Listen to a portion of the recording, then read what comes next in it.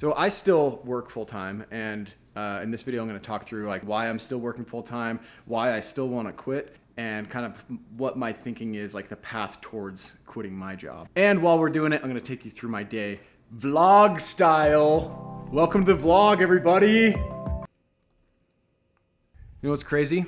While this gets booted up, right now, if I wanted to, I could sell off my long-term savings. I've got, some stocks and stuff, sell off my 401k, and I would have enough to give me like a 1 to 2 year runway, maybe even more, to like pursue what I want to do. In my case, pursue a YouTube channel and make this thing as big as possible. What would probably happen is before I even got close to that, 1 or 2 year mark, I would probably figure something out. If I'm pouring my entire heart and soul and all my time into doing this, I'd probably figure something out and it would probably become successful, and I would be making way more than I'm making right now with a salary. That is within the realm of possibility for me, and probably for you too. And it's crazy because a lot of people that become, mega successful actually got into debt to get there. The founders of Airbnb, supposedly they had like a Pokemon trading card binders, but it was just full of credit cards. So they were in like massive credit card debt while they're, building their company. It's just funny that there's like this struggle to like want to do something bigger, but a lot of us have like these reserve savings. We have these pools of money that we could pull from, but do we just lack conviction? Is that what it is? There's just not enough conviction that we'll actually be able to make it happen. It kind of reminds me of the TV show Survivor, where sometimes people get voted off with like 2 idols and an advantage in their pocket. They go home with all this stuff that they could have used to their advantage. Anyway, I've got my morning meetings right now. So I have a meeting every day from 9:45 to 10. And then sometimes that extends to like 10:30, even 11:30. Today it's just 9:45 to 10, and then I'll jump back on.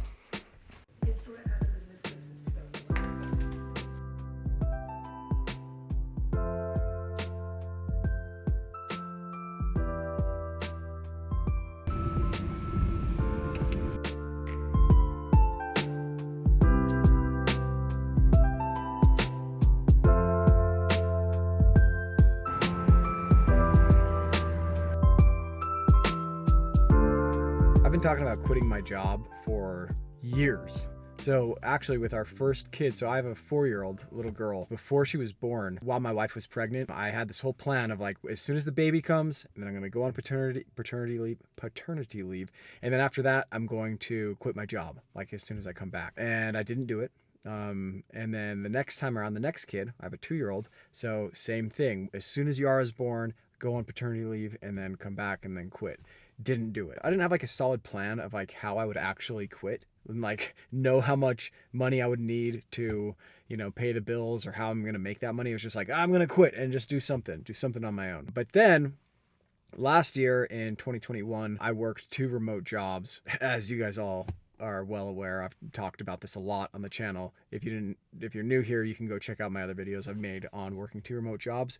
But the whole idea was like, I'm going to work 2 jobs and then save up enough to where at the end of the year, I could quit both jobs and go work full-time on something on my own, like a YouTube channel or start a business or whatever.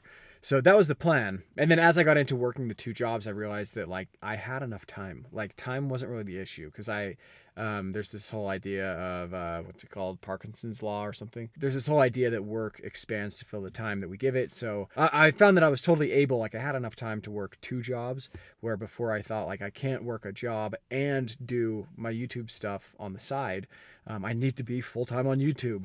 And then,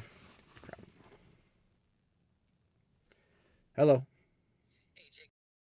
Hey, Evan, how's it going? When I got back to my office, I had a bunch of messages and I had to do some design work. And then before I knew it, it was 5 o'clock and it was time to go be a dad. Let's see. Oh, it's Hey everybody, what's up? So it's the next day. This is the worst part about doing your work on the side, is that it gets pushed back and pushed back and pushed back by all the other crap that you have going on. So should you quit your job? I think there's great examples of people that have quit their jobs and gone all in, and then other people that have hacked on the side on their projects while working a full-time job and then kind of seamlessly transitioning over when they were making enough money on the side projects. So here are a couple of people that quit their jobs and went all in on their thing. A couple of these are YouTubers, but this is like kind of the world that I'm diving into right now. So the first is my friend. I've got a buddy that he was working as like a sales director or something. He had a really good job, and he quit his job because he had a startup idea. And he just went all into this startup. And within a couple months, he was able to raise like over $1 million.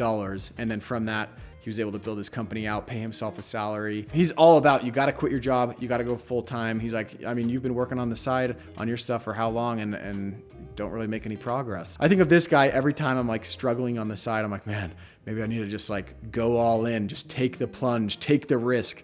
Another guy is Ryan Trahan. He's a big YouTuber. He dropped out of college and left his full-time, I think he had a full ride scholarship doing track and field. He dropped out of college when he had 20,000 subscribers on YouTube, which is like, I'm at 18,000 subscribers right now. So please hit subscribe if you're not already and help me get to where Ryan Trahan was when he dropped out. And then maybe, I don't know, maybe there's some kind of magic at 20,000 subscribers. Matt D'Avella, he's another YouTuber. He quit his job and went all in on YouTube. With these examples, they each had some way to pay the bills. Ryan Trahan had a water bottle company, so he was selling water bottles on his YouTube channel. And he said that between the ad revenue, the little bit of ad revenue that he had at 20,000 subscribers, and the money he was making from the water bottles, he was like a young college student at the time, a single kid. So his cost of living was probably pretty low. Matt D'Avella had a cushion of savings. So he was a freelance filmmaker before that, working on commercials and stuff. And then the other side of this, people that were part-time and then kind of seamlessly transitioned over. So Ken Jeong, he's the Mr. Chow from The Hangover, the "So long, gay boys." So long, gay boys. He was actually a practicing doctor doing comedy on the side. Yeah, we doctors have a word for you. Nurse. You know what I'm talking about? Graham Stephan, he's a finance YouTuber. He didn't quit his job as a real estate agent until he had over 1 million subscribers. And as a real estate agent, he was making like $500,000 a year and then doing YouTube videos kind of on the side. Mark Roper, he's also a massive YouTuber. Everyone kind of knows he worked at NASA. So he was like an engineer at NASA while doing YouTube on the side. The way I've started to think about it is it's almost like we're all investors. Like you are an individual investor of your time, money, energy, effort, and you put it into things hoping it'll yield some kind of return. And if you've ever pitched investors, back in the day, I pitched a startup idea to some investors in Silicon Valley, and even very early stage investors like angel investors that pride themselves on getting in super early on projects, they won't put anything in until it's like pretty much a sure bet. Like they will not invest unless you have organic user growth or a clear path to revenue and maybe some revenue that you've already made, or you're a proven team and you've like already done something similar, you've already had a success, then they're going to feel comfortable investing. So back in the day when I was pitching this startup, I had like all the conviction in the world about this startup, and I had invested my own time and effort and money into this startup idea, but we didn't have any organic user growth. We didn't have a clear path to revenue, and we weren't a proven team. So I was kind of an amateur to like pour everything into this with just like my excitement and my conviction. So now the way that I'm thinking about it with YouTube, and I mean, this goes for any project that you're working on, is think of it like an investor, because your excitement and your conviction can kind of lead you astray, or it can kind of blind you to reality. So I think covering your monthly expenses, like being able to make enough to cover your monthly expenses, is actually a really good indicator of like if the project is promising or not. I've heard startup investors say that being able to raise an angel round is actually like a pretty good rite of passage, or it's like a good barrier to entry to being able to run a startup. Because even though they're very different skills, like being able to raise money versus being able to run a successful company, if you can't raise the money from an angel, then you probably have no business running a company. Like if you can't pass that test, then you probably shouldn't be running a company at all. So I think that's actually a good way to think about it with any kind of side project that you have. Like if you can get to the point where your side project covers your monthly bills, it's a pretty good signal that this has potential and it's worth quitting your job and jumping into this full time. Where if you jump into it before that, then you haven't really proven out that you have anything. So to sum it all up, I think quitting your job without an exact plan of what you're gonna do and proof that it's already working is probably a bad idea. But then again, in the words of Matt Damon, fortune favors the bold. Fortune favors the brave. I think you can get a lot more done on the side than what you probably think. So that's what I'm doing. We'll see if it works out for me. But doing your work on the side with a full-time job until it's making enough money to support your family, and it's proven that that it's going to work. That's all I've got. Thanks for watching, and I'll talk to you in the next one. Oh, the shoulder burn. Woo!